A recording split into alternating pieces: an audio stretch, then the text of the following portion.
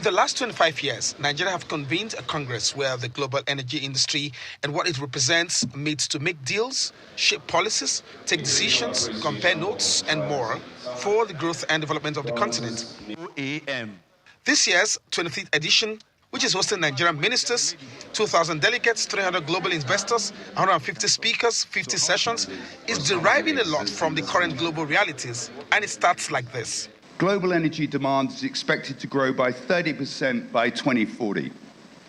Electricity demand will continue to surge through 2040 with data center demand growing fourfold.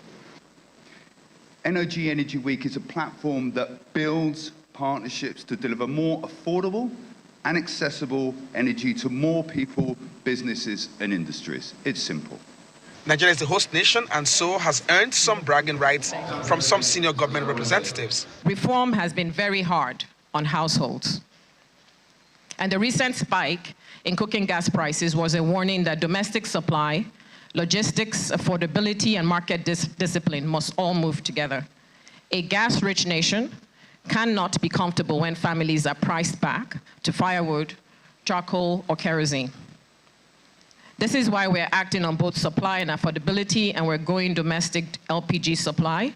We're rebuilding, the ACE is rebuilding the import buffer where it's needed, and strengthening market surveillance and moving toward transparent pricing benchmarks so that consumers, regulators, and investors can see the market more clearly. Happy to announce today, as part of the progress report, that when we came in 2023, the active rigs in the country were maybe, from the records from NUPRC submitted to me then, were about 14. Today, we have over 60 active rigs. That is what will guarantee the future growth in the industry. This is where the new barrels will come from. Nigeria LNG gives a quick insight into Train 7 actualization during plenary as other panelists share thoughts on deepening gas utilization. The economies in Europe, because of what happened with Russia, they've diversified into other sources, but those sources must not be single. So they are looking for multiple sources, and that provides opportunities for us from Nigeria and also Africa. For us in LNG, it's an opportunity we've leveraged upon. As I believe most of you know, Train 7 is more or less around the corner, increasing our capacity from 22 million tons per annum to 30 million tons per annum. Export gas, as we've learned over time, will not bring about the industrialization we're looking for in the country. And I like the way Roger puts it, renewables will not bring about the transformational industrialization we're looking for.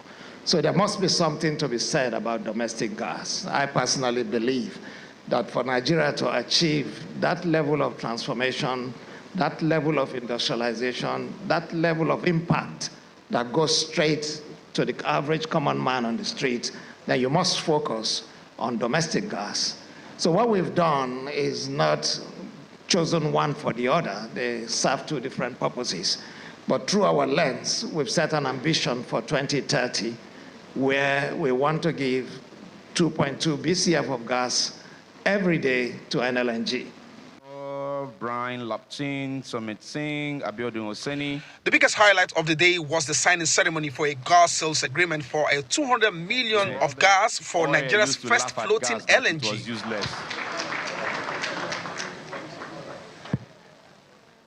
Markets. That means even you, yes, once we come on stream in 2030, that means even you will benefit from the impact of this project because automatically it will reduce the cost of LPG to the homes. We just last week, LPG price was skyrocketed because there was scarcity of LPG in the market. So the price went up. So imagine a couple of all these projects coming on stream, then Nigeria needs over 2 million tons per annum to run our homes and everywhere. So this project, that is the first direct benefit to every home. Yes. At the exhibition side of things, the entourage led by the Minister of State Oil made this stop at the booth of ACO Group, where the leadership showcased the latest innovations from the group's bouquet of services to the industry. One of our core values. when it comes to the drone solutions. I think we're one of the first companies in country to do beyond visual line of sight.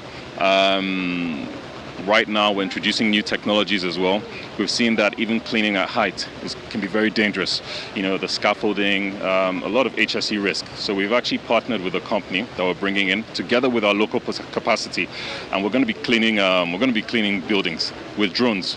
So the drones are actually going to clean buildings now, and they're also going to clean oil tanks, the exteriors of the oil tanks using drones. The conference continues over the next 2 days in Abuja. Olu Phillips, Channels Television News.